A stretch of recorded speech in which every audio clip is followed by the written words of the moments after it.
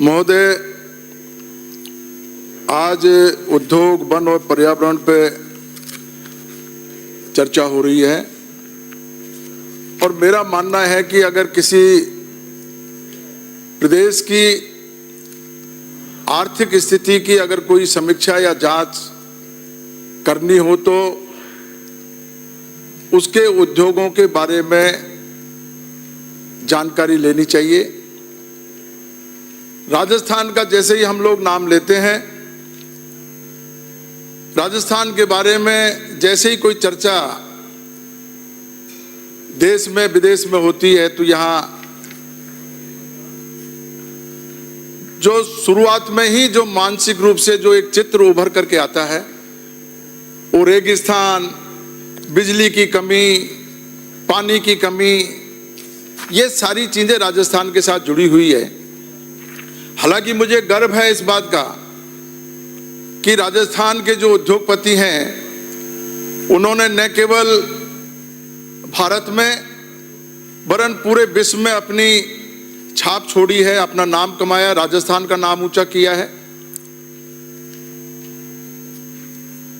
लेकिन फिर भी हम लोग, यह हमारा दुर्भाग्य है कि हम उन हस्तियों का, उन उद्योगपतियों का जो हमारे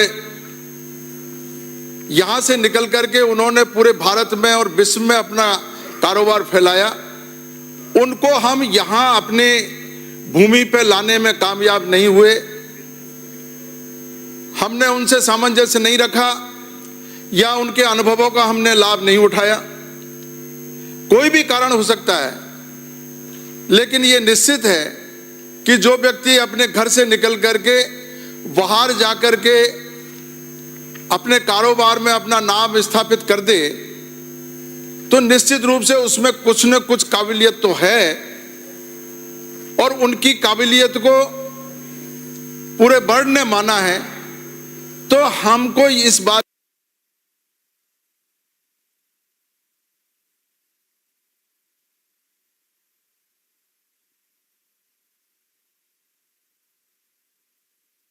अनुभव का हम लोगों ने उपयोग नहीं किया, उनको सामंजस्य में हमारे कहा, यह हमारा गौर करने का विषय है। हमारे पूर्व मुख्यमंत्री जी अशोक गहलोत साहब ने औद्योगिक नीति 2010 में यहाँ राजस्थान में इस तरफ कदम बढ़ाए, वसुंधरा जी ने भी उसको आगे बढ़ाया और 2019 में वापस गहलोत साहब ने इस तरफ कामयाबी के लिए काम किया। लेकिन ये निरंतर प्रक्रिया है। मेरा मानना है एक दिन में कोई औद्योगिकरण की रफ्तार नहीं पकड़ सकता, औद्योगिकरण नहीं हो सकता। ये धीरे धीरे हम जो प्रयास कर रहे हैं, ये प्रयास निश्चित रूप से राजस्थान के एक दिन कामयाब होंगे। और अभी मैं सरकार को भी इस बात के लिए धन्यवाद दूंगा कि उन्होंने अभी राइजिंग राजस्थान जैसा एक बड़ा समिट करके अपनी मंशा जाहिर की, पूरे देश के लोगों को, विदेश के लोगों को बुलाया, 32 देशों के निवेशक यहाँ आए, उन्होंने अपनी बात कही, सरकार से बातचीत की, सरकार की मंशा को भी समझा, सरकार ने उनकी मंशा को भी समझा। लेकिन हमारा पिछला जो अनुभव है वो हमारा अनुभव बहुत अच्छा नहीं रहा, क्योंकि जब तक, मेरा मानना है, मैं कोई इंडस्ट्री में बहुत ज़्यादा नहीं समझता हूँ, लेकिन इतना जरूर जानता हूँ कि उद्योगपति कहीं का भी हो, निवेशक कहीं का भी हो, और सबसे पहले ये देखेगा कि जो मैं पूंजी लगा रहा हूँ, जो मैं उद्योग लगा रहा हूँ, क्या वो उद्योग मेरा कामयाब होगा, मुझे उसका रिटर्न मिलेगा। यहाँ हम राजस्थान में हम देखते हैं तो यहाँ पर जो एक उद्योग के लिए बहुत ज़रूरी चीज़ होती है, बिजली की और रॉ मटेरियल, लेबर, ये तीनों ही चीज़ों में हमारा जो इंडेक्स है वो बहुत ऊंचा है। यहाँ तक कि हमारे डीजल और पेट्रोल भी हमारे जो पड़ोसी राज्य उनसे कोई 10 रुपये महंगा अभी यहाँ पर चल रहा है। तो मेरा कहने का मतलब ये है कि ये सारी चीज़ों की गणित निवेशक लगाता है, और जब तक हम उसको इंफ्रास्ट्रक्चर के मामले में उसको पूरी तरीके से आश्वस्त नहीं करेंगे, उसको ऐसा महसूस नहीं होगा कि मैं जो पैसा लगाऊंगा वो यहाँ कामयाब होगा, तो तब तक आप चाहे कितना भी हम प्रयास कर लें, हम उसमें आगे नहीं बढ़ सकते, कामयाब नहीं हो सकते। राजस्थान में बहुत बड़ा काम किया सरकार ने, 35 लाख करोड़ का MOU किए हैं। 35 लाख करोड़, जैसा अभी पारिक साहब ने बताया, 35 लाख करोड़ में से 27-28 लाख करोड़ तो केवल सौर ऊर्जा का है, और सौर ऊर्जा में भी उस व्यक्ति ने यह MOU किया है जिसका हमारे राजस्थान के साथ बहुत अच्छा अनुभव हमको नहीं रहा। उत्पादन निगम में कोयला सप्लाई का काम उस आदमी के पास है। मैं कह सकता हूं कि पूरे उत्पादन निगम को और बिजली विभाग को और पूरे राजस्थान को धक्का देने का अगर कोई काम कर रहा है तो उसकी कंपनी कर रही है, PKCL। अभी एयरपोर्ट को अडानी के हाथों में दिया है, उसका अनुभव भी बहुत अच्छा नहीं रहा है। तो ये अनुभव जो 27-28 लाख करोड़ का जो MOU उन्होंने किया है, मुझे नहीं लगता कि वो कोई ठीक ढंग से राजस्थान के हित में वो काम करेंगे। और राजस्थान को और सरकार को, विशेष रूप से हमारे मंत्री जी को मैं निवेदन करूंगा, आप जब 27-28 लाख करोड़ का MOU उनके साथ किया है तो उनसे आप अपनी भी टर्म्स कंडीशन रखिए। स्टेट को बिजली किस भाव में, किस रेट में कैसे उपलब्ध कराएंगे, जनता को क्या फायदा मिलेगा, कितने लोगों को रोजगार मिलेगा। पारिक साहब ने बहुत डिटेल में बताया कि ये सौर ऊर्जा का जो भी संयंत्र है, इसमें रोजगार की गुंजाइश कम है।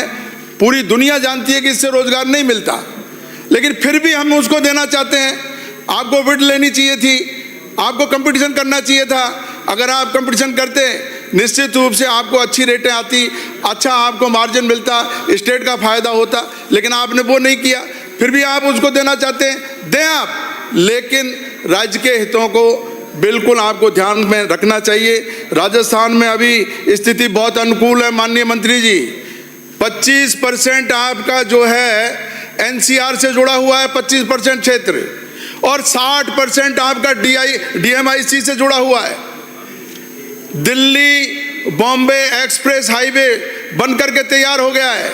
ERCP का, राम जल सेतु का सरकार काम कर ही रही है। तो पानी का, बिजली का, इंफ्रास्ट्रक्चर, सड़क, तो अब हम ये समझ सकते हैं कि राजस्थान में आदमी की निगाहें हैं। इन्वेस्टर सोचता है कि मैं राजस्थान में जाऊं, लेकिन जब तक, मेरा ये मानना है कि जब तक हम हमारी मशीनरी को ठीक नहीं करेंगे, हमारे अधिकारियों को हम नियंत्रण में नहीं रखेंगे, बहुत सोच समझ करके निवेशक जो है अपना पैसा लगाता है, और जब यहाँ उसको मानहानि मिलती है, उसको समय पे काम नहीं मिलता, तो वह पीछे हट जाता है। जैसा अभी रीटा जी ने कहा, यह कोई छोटा मामला नहीं, बिल्कुल मामूली बात है चालान की, लेकिन जो व्यक्ति हमारा मेहमान के रूप में हमारे प्रदेश में आ रहा है, हमारे शहर में आ रहा है, हम उसकी एक जरा सी बात पे उसकी बेइज्जती करें, उसको अपमानित करें, और अपमानित करके वो कड़वा घूंट पी करके अगर जाए, क्या अनुभव लेकर के जाएगा। ये सब चीज़ें हमारे जहन में होनी चाहिए। माननीय मंत्री जी, मैं ये भी कहूँगा, प्रधानमंत्री जी आए और प्रधानमंत्री जी ने बहुत जोर शोर से आह्वान किया है, बहुत जोर शोर से निवेशकों को कहा है कि भाई आप यहाँ निवेश करिए, लेकिन अब प्रधानमंत्री जी की बातों पे ही लोगों का भरोसा नहीं रहा। प्रधानमंत्री जी ने अभी शेयर मार्केट के लिए कहा था कि शेयर मार्केट में पैसा लगाओ, और लोगों ने पैसा लगाया। 10 लाख करोड़ शेयर मार्केट में लोगों का डूब गया माननीय सभापति जी, 10 लाख करोड़। इसलिए इसमें हमें सोचने की जरूरत है। मैं अभी मंत्री जी को केवल मैं गंगापुर की एक छोटी सी बात है, माननीय मंत्री जी, हमारा गंगापुर जो है जिला घोषित हुआ था, और जिले के आधार पर 950 करोड़ के MOU गंगापुर के लोगों ने किए थे।